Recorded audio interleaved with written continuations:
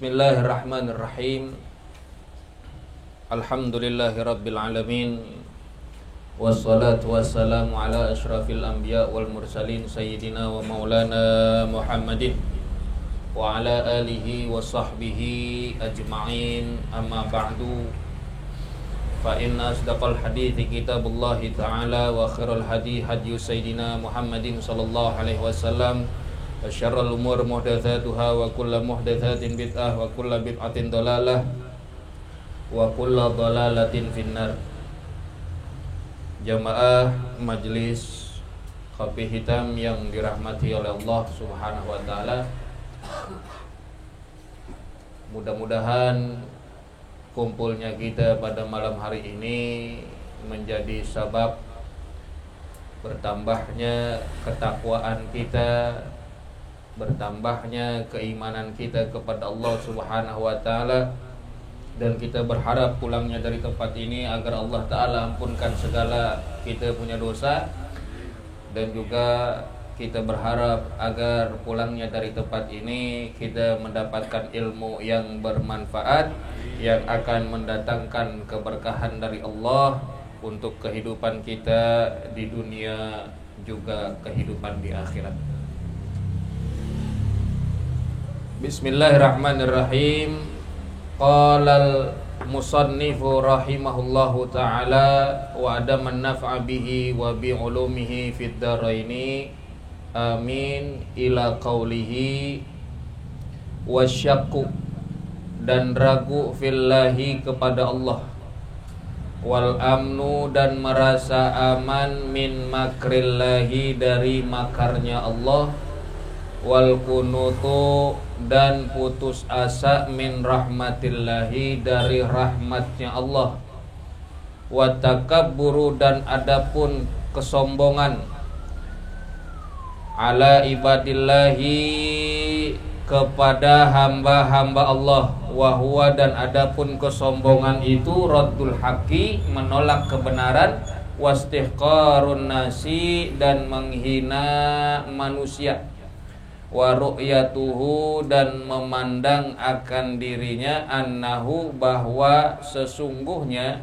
dirinya, khairun, lebih baik, min katsirin, dari banyaknya, min khalqillahi ta'ala, dari makhluknya Allah ta'ala. Jamaah muslimin yang dimuliakan oleh Allah, masih dalam pembahasan pasal maksiat hati dalam kitab Sulamut Taufiq lil Allamah Syekh Al-Habib Abdullah bin Husain bin Thahir Ba'alawi rahimahullah. Semoga Allah merahmatinya, amin.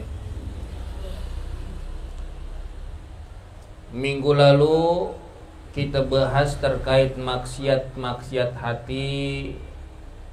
Adapun contohnya yaitu seperti riya dan juga ujub.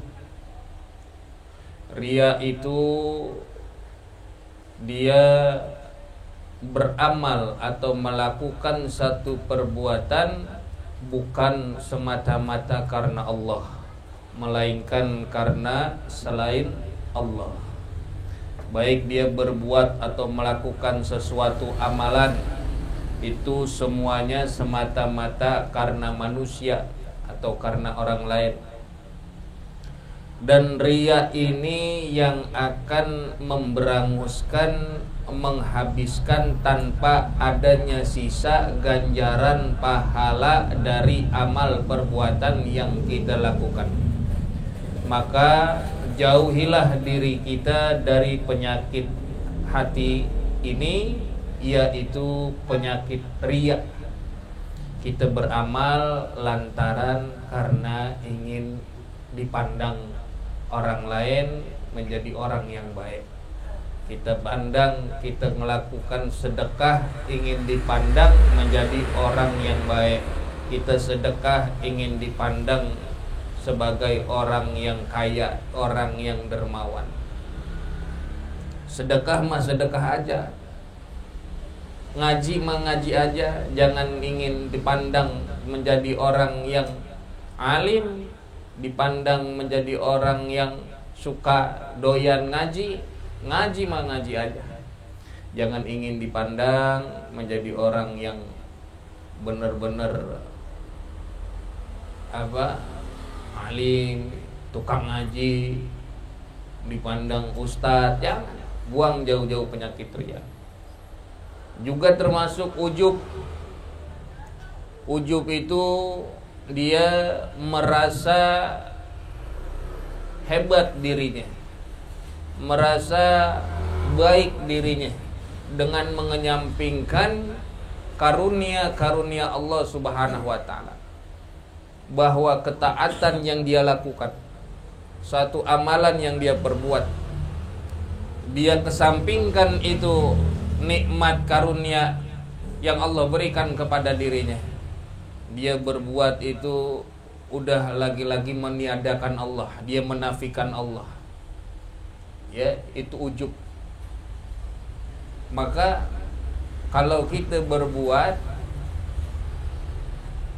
sesuatu amalan atau perbuatan, buang jauh-jauh nih sifat ujub kita nih. Jangan merasa diri ini hebat, dia sudah berbuat ketaatan, emang dia doang gitu. Padahal dia berbuat satu amalan itu atas dasar karunia Allah, lantaran anugerah dari Allah Subhanahu wa taala yang diberikan sehingga dia bisa melakukan ketaatan itu. Dia bisa datang kemari ngaji, itu karena memang hidayah Allah.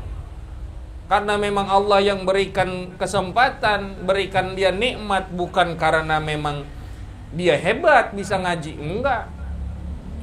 Tapi memang karena karunia yang Allah berikan. Ya.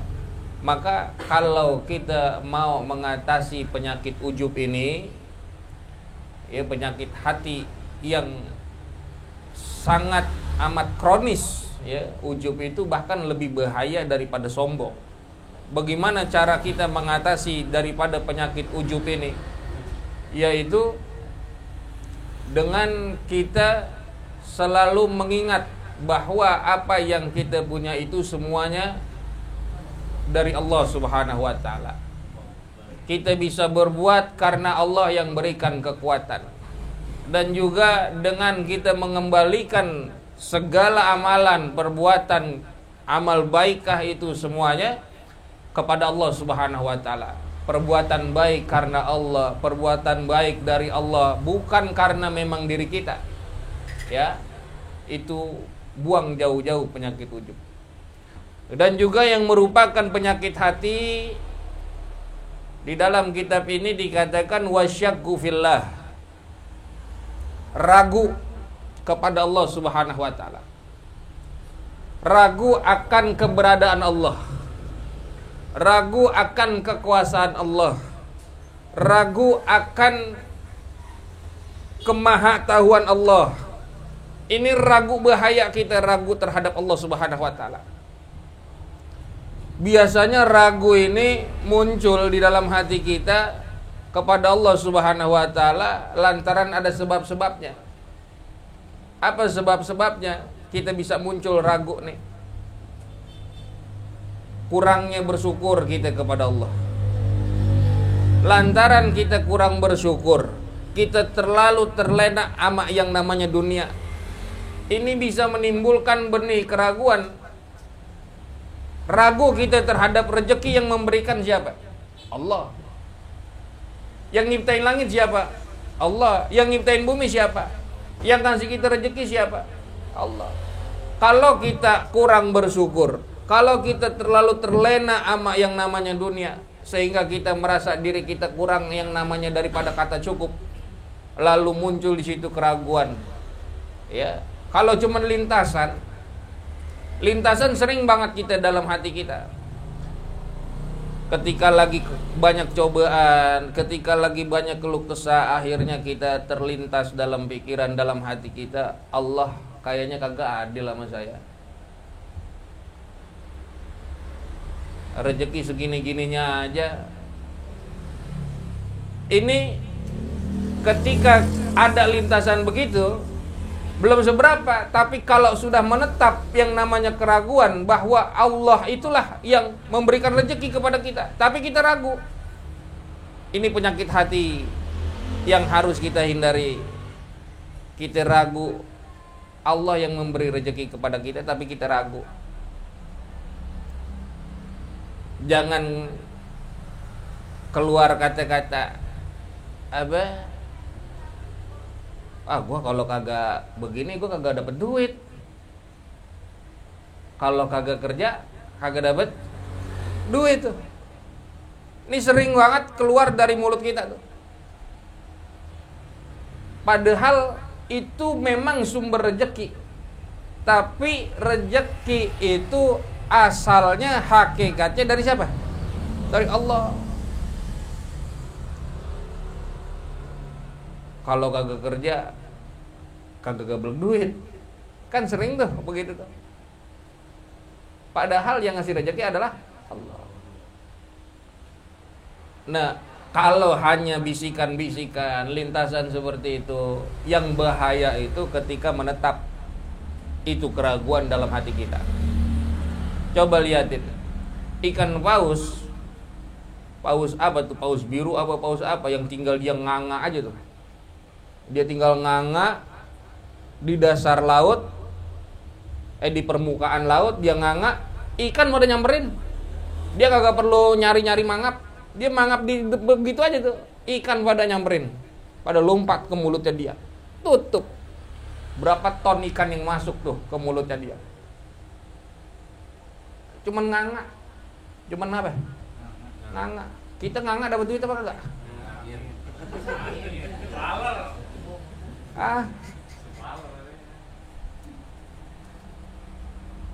Tapi kagak begini juga. Kalau begitu, gue ibadah aja, gue wirid aja dari banyak. Emang rezeki mah datangnya dari Allah. Kerja mah tetap kerja. Allah nyuruh kita kerja. Cuman tetap jangan kita mengandalkan kerjaan kita. Rezeki semuanya datang dari Allah. Ini yang bahaya ketika kita kurang bersyukur, terpesona sama dunia, ngikutin perkembangan zaman, tapi kita tidak mengukur akan kapasitas rezeki kebutuhan kita, sehingga akan muncul tuh tadi keraguan pada Allah Subhanahu wa taala. Ragu kepada Allah. Ya, kalau sudah sampai ragu akan keberadaan Allah, jatuhnya bisa kufur. Ya, maka ini maksiat hati, penyakit hati yang merupakan ragunya dia kepada Allah Subhanahu wa taala. Ini yang harus kemudian ketika muncul seperti itu dia istighfar. Amantu billah, aku beriman kepada Allah Subhanahu wa taala. Ya, keraguan-keraguan yang begini. Giliran dicoba, diuji sama Allah. Ya, kita bilang Allah kagak adil. Kita lagi susah hidup. Ini yang harus kita jauhin, yaitu penyakit hati, ragunya kita kepada Allah Subhanahu wa taala. Kita kudu apa? Kita kudu beriman, yakin Allah selalu nolong kita. Maka kita dekatkan Allah. Kita ibadah kepada Allah. Dibarengin sama usaha kita. Kita punya kerjaan. Jangan saking yakin bener sama Allah Subhanahu wa taala, kerja kagak. Nggak bisa. Kita kudu kerja. Sama ilmu kita kudu belajar. Nggak bisa kita tahu-tahu pinter. Semuanya ada usahanya. Semuanya ada yang harus kita lakuin. Kalau kita hanya mengandalkan hal-hal dengan keyakinan seperti itu, nggak bisa. Kita harus ada usaha kita harus kerja. Memang semuanya ada harapan kita kepada Allah Subhanahu wa taala. Bedain ya, ketika kita merasakan kemudian ada kebimbangan, ada sedikit ya bisikan, lintasan-lintasan seperti itu, kita harus buru-buru segera kita istighfar, kita taubat, dan kita beriman kepada Allah Subhanahu wa taala. Tingkatin lagi itu keimanan. Biasanya di tempat-tempat dengan adanya ujian, adanya cobaan, kita ngedon tuh begitu tuh. Dan ada muncul sedikit lintasan kita ragu kepada Allah Subhanahu wa taala. Wal amnu min makrillah, dan merasa aman dari makarnya Allah Subhanahu wa taala. Merasa aman itu berarti enggak ada rasa takut. Itu merasa aman tuh. Enggak ada rasa takut. Min makrillahi, dari makarnya Allah Subhanahu wa taala. Merasa aman daripada iqab, daripada hukuman Allah, daripada siksaan Allah. Ketika muncul ada di dalam hati kita, kita merasa aman daripada siksaan Allah. Kita maksiat, terus maksiat, tapi kita kagak ada rasa takut ya kita sama siksaan Allah Subhanahu wa taala. Sholat kita tinggalin, puasa kita tinggalin, kita merasa aman tuh. Itu namanya merasa aman. Dia kata begini, gua mau orang Islam ini, orang Islam pasti masuk surga. Orang Islam pasti masuk surga. Gua nggak sholat juga masuk. Murtad tuh. Dia mau apa bilang katanya sholat kagak wajib buat dia. Dia nggak perlu sholat. Keimanan itu ada khauf, ada roja. Ada yang namanya rasa takut, ada berharap. Kan dia berharap masuk surga, namanya orang Islam pasti masuk. Itu udah jaminan orang Islam masuk surga. Tapi ada usahanya. Jangan cuma hanya merasa aman dia. Ini bahaya kalau dia merasa aman. Kalau takut ya kita kepada Allah, maka dia ibadah kita ketika kita merasa takut akan siksaan Allah itu ibadah cakep. Ditimpa lagi kita dengan roja, ada harapan kita kepada Allah Subhanahu wa taala. Kalau kita beribadah kepada Allah Subhanahu wa taala enggak ada rasa takut-takutnya, ya, enggak ada rasa harapan, kosong, maka ibadah kita landasin dalam hati kita ada rasa takut kepada Allah, ada rasa takut akan siksaan Allah, akan harapan kita kepada Allah Subhanahu wa taala.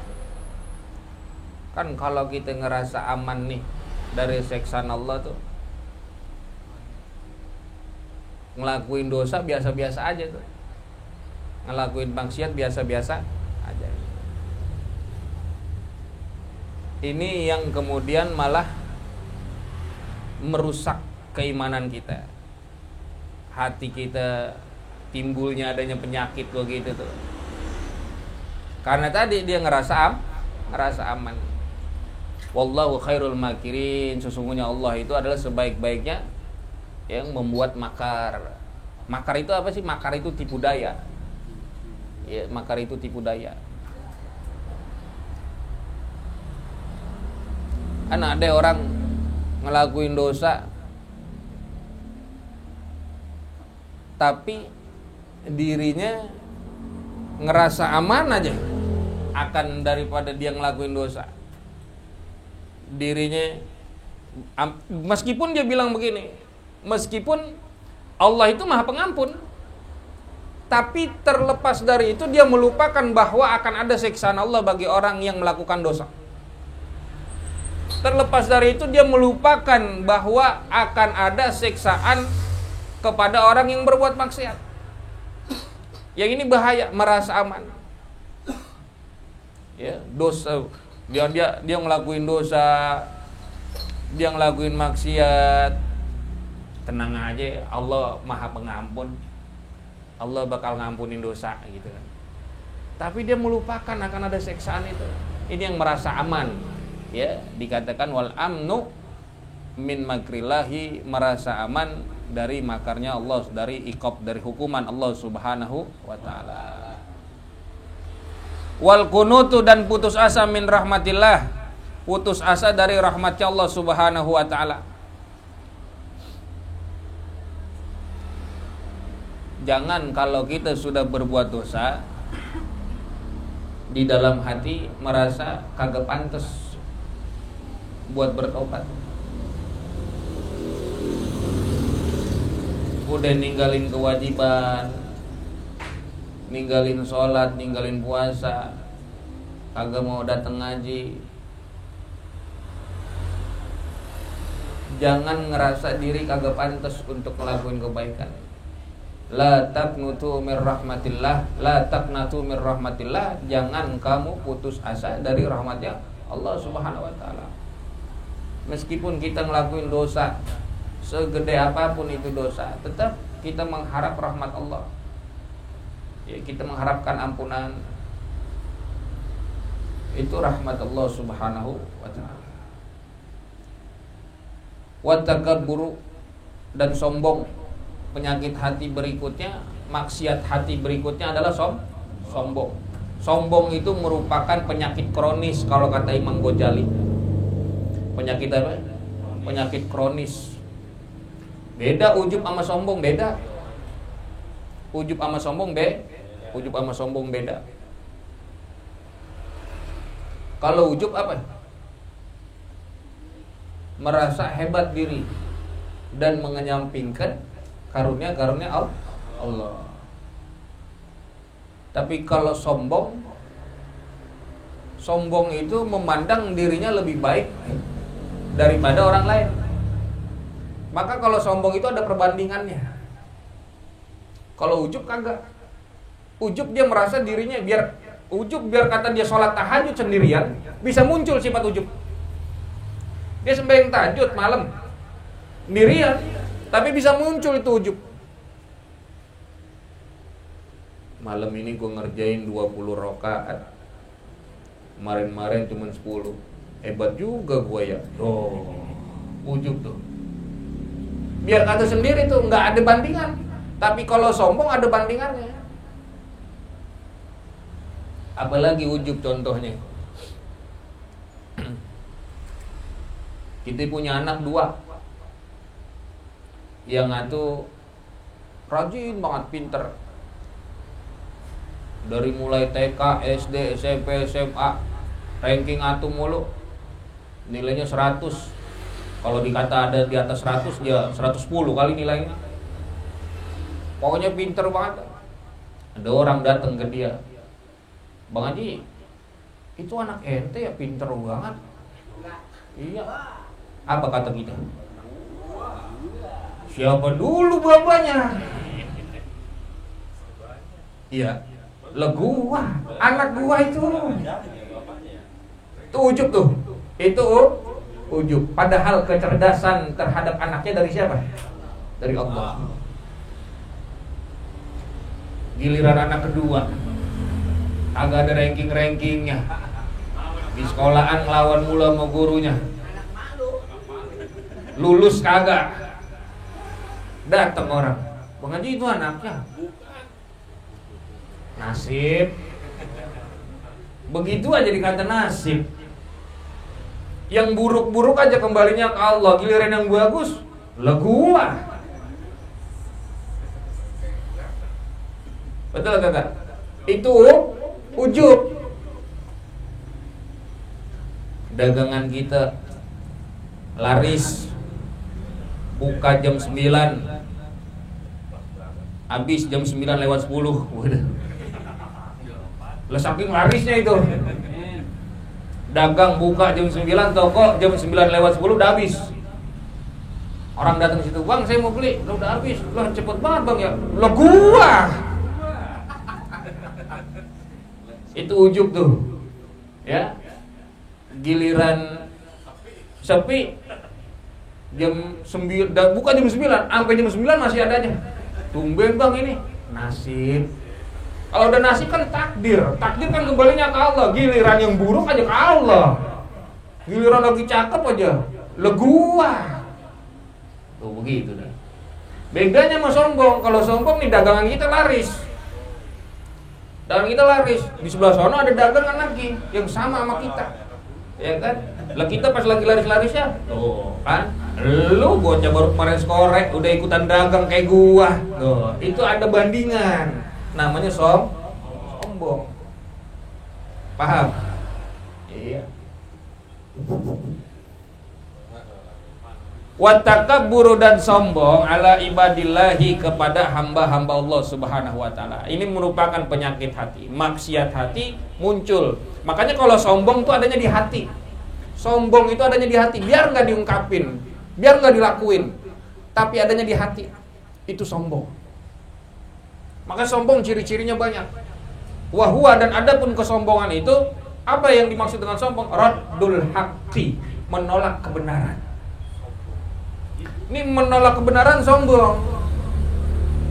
Dia kagak mau dikritik, dia kagak mau dinasehatin. Apalagi dinasehatinya sama orang yang lebih muda daripada dia. Padahal yang dikasih tahu itu benar. Cuman apa dia kata? Apa dia kata? Banyakan juga gua makan garamnya. Tuh. Sombong namanya. Raddul haq, menolak kebenaran. Ini kan sombong ini penyakit iblis. Iblis itu kenapa bisa lama di neraka? Bukan karena lantaran kagak mau sujud kepada Nabi Adam.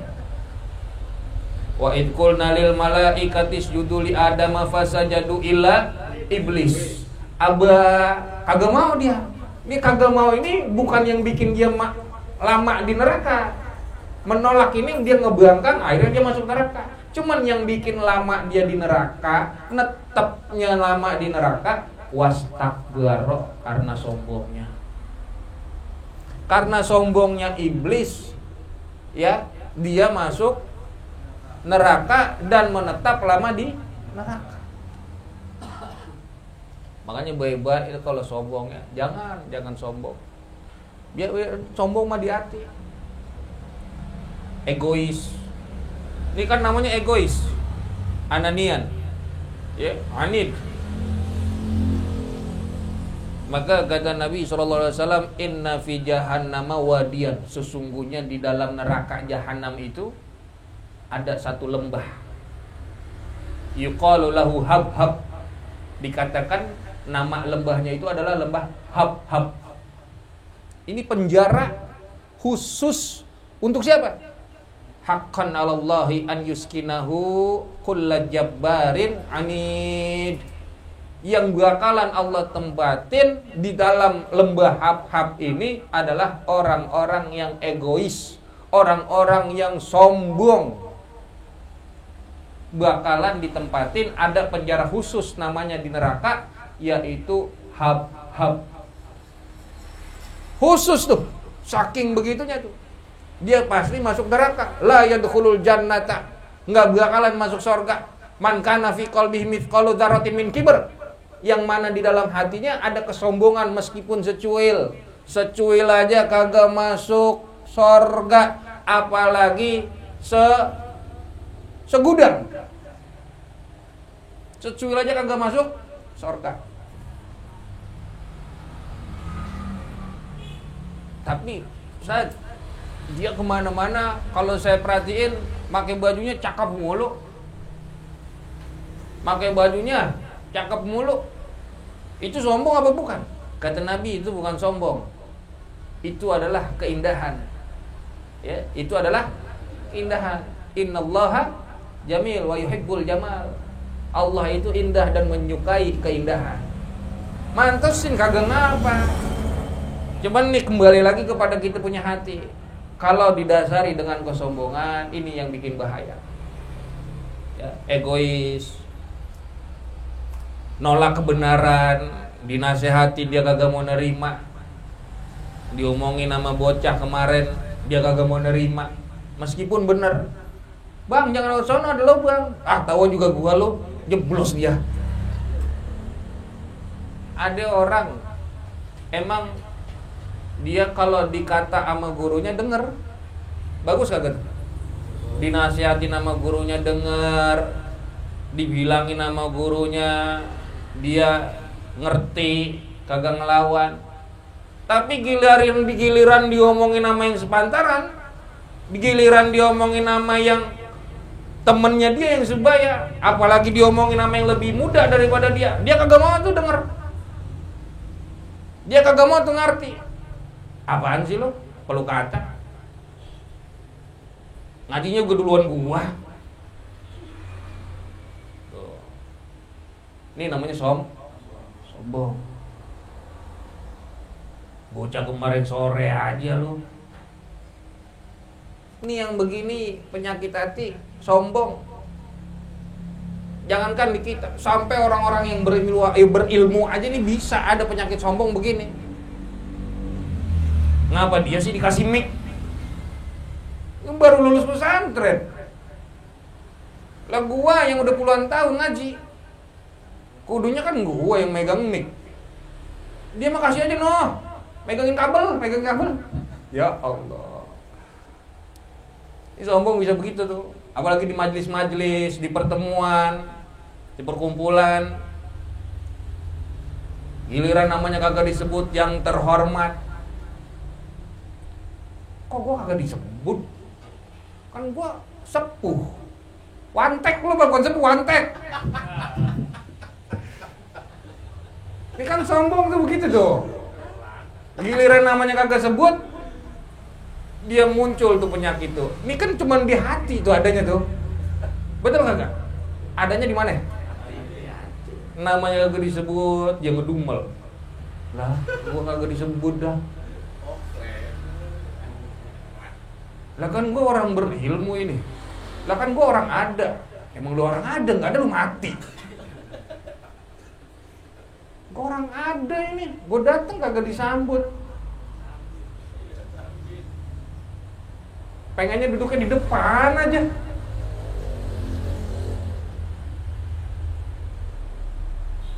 Kalau kagak diterima, kagak disambut, dia ngomel, dia marah. Ini ada penyakit sombong tuh. Biar kata cuma ngedumel. Ya, ngerendeng dalam hati. Ini yang begini, yang kudu dijauhi itu sombong. Ya. Diskusi, lagi ngobrol begini, omongannya kagak diterima. Omongannya kagak diterima, pendapatnya kagak diterima, atau mungkin dia dikritik, ada omongan yang lebih baik, yang lebih nasihatnya lebih cakep, cuma dia kagak mau nerima. Raddul haq. Ya, raddul haq, menolak kebenaran. Kebenaran mah datangnya bisa dari mana aja. Kebaikan datangnya bisa dari mana aja. Hatta bool ayam aja bisa cakep itu keluar telur, lumbat-lumbat juga. Keluarnya dari mana tuh? Iya, dari tempat yang maaf, jorok. Tapi karena cakep kan dia ambil. Ini jangan sampai begitu kita. Pulang ngaji, jalan, melihat orang yang pada nongkrong kagak ngaji, ngerasa nih dalam hati. Ya, di hati kita. Ya Allah, bukannya pada ngaji ya. Orang mau ngaji kayak gua, ini ada bandingan sama orang lain. Namanya sombong. Akhirnya di situ wasdihqarun nas, merendahkan, menghina orang lain, menghina manusia. Dia memandang waru'yatuhu, memandang akan dirinya annahu khairu min katsiri min khalqillah, lebih baik daripada kebanyakan makhluknya Allah Subhanahu wa taala. Kalau sombong itu kan takabur itu ru'yatun nafsi bi ainil izzi wa ru'yatul ghair bi ainil haqarah. Memandang dirinya dengan pandangan yang mulia dan memandang orang lain dengan pandangan hina. Maka takabur lawannya tawaddu. Tawaddu bukan tawaddu. Kalau tawaddu tahu warna duit. Tawaddu rendah hati. Jadi kalau sombong ya tawaddu. Apa itu tawaddu? Ru'yatun nafsi bi ainil haqarah wa ru'yatul ghair bi ainil izzi. Dia memandang dirinya dengan pandangan yang hina dan memandang orang lain dengan pandangan yang mulia. Maka kalau ada bocah, lihat tuh habaib kiai, ada bocah salim, kan disalim balik tuh, cium tangan bocah. cium tangan Habib yang kecil, dicium tangannya. Tuh, begitu. Biar apa ini dalam hati kita tanemin ketika ngeliat kita bocah atau orang yang lebih muda daripada kita, biar kata mudanya cuma 10 tahun. Kita jadi mandang di dalam dia punya hati kita nih, dia lebih mulia. Kenapa? Dosa dia lebih dikit daripada kita. Lah kan kita hidupnya duluan. Dosanya banyak mana? Banyak siapa? Kita, lu aja. Kan begitu. Ada bocah, ya kan, lebih muda dari kita. Karena dia masih lebih muda, dosanya dikitan dia, kan gitu. Karena kita yang lebih duluan kita kenal teh botol topi miring, ya enggak? Hah? Lah iya. Kan begitu akhirnya kita. Lebih kita yang ngerasa banyak dosa. Ini namanya tawadhu. Kalau sombong, ya lu bocah kemarin sore udah lelaguan. Ini sombong, jauh-jauh iblis tuh. Penyakitnya iblis tuh sombong. Yang bisa bikin dia menetap lama di neraka. Makanya dikatakan tadi gak bakalan masuk surga tuh. Karena ngebawa nih di dalam hatinya tuh, biar kata secuil kesombongan itu bisa merusak dia punya keimanan. Ya, buang jauh-jauh sifat sombong, ngerasa diri paling baik daripada orang lain gitu ya. Udah ngaji kemana-mana, ngerasa dirinya lebih pintar, ibadah, ngerasa dirinya yang paling dekat sama Allah. Giliran pulang dari masjid, pulang jamaah, ngelihat orang yang kagak belum pada sembahyang, apa dia dalam hatinya mikirnya? Emang cuman gua doang kayaknya yang paling dekat nih sama Allah. Lu mah kagak pada ya. Susah banget pada. Kan sombong tuh. Hilang semua amalan dia tuh tadi. Ya. Dia udah ngelakuin sholat berpuluh-puluh rakaat juga kalau sombong, hilang amalannya, hilang perbuatannya, sia-sia.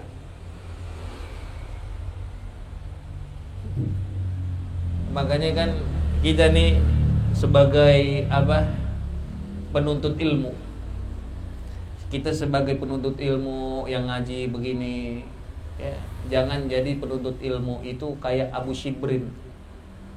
Siapa Abu Shibrin? Abu Shibrin ini orang yang dia, kata ulama, ini orang baru ngaji cuma sejengkal ilmu. Sebab kata ulama tuh yang namanya ilmu tuh ada 3 jengkal. Sejengkal ini yang orang kuasain, orang bisa sombong, bisa takabur. Sejengkal yang kedua, 2 jengkal, ini orang bisa tawadu, bisa rendah hati, ya rendah diri. Yang jengkalan ketiga, orang bisa ngerasa dirinya belum tahu apa-apa. Ini udah sampai puncaknya tuh. Tapi kalau dia baru sejengkal, dia ngaji, dia nguasain ilmu, akan ada sifat sombong tuh. Rasa dia yang paling banyak, yang paling berhijrah saat itu, yang paling soleh, yang paling berilmu. Ini kan muncul tuh begitu, dikit-dikit bikin status sombong, nampilin ke orang, riak. Ini gua nih mengeluh, gua nih ke majelis itu, masjid itu, sebutin semuanya. Makanya kalau udah begitu, dia sampai kepada puncak kesombongannya dia akan ngerasa dirinya lebih baik daripada orang lain. Dia bahayanya itu kalau orang yang begini udah ngelakuin dosa. Meskipun dia berilmu, tapi dia statusnya tadi ada sifat kesombongan. Meskipun dia ngelakuin dosa, cuman dia ngerasa dosa dia doang yang diampunin, dosa orang lain kagak. Ini kan sombong tuh. Ibadah yang dia lakuin, ibadah dia doang yang diterima, ibadah orang lain kagak. Ini saking bahayanya sifat sombong tuh begitu tuh.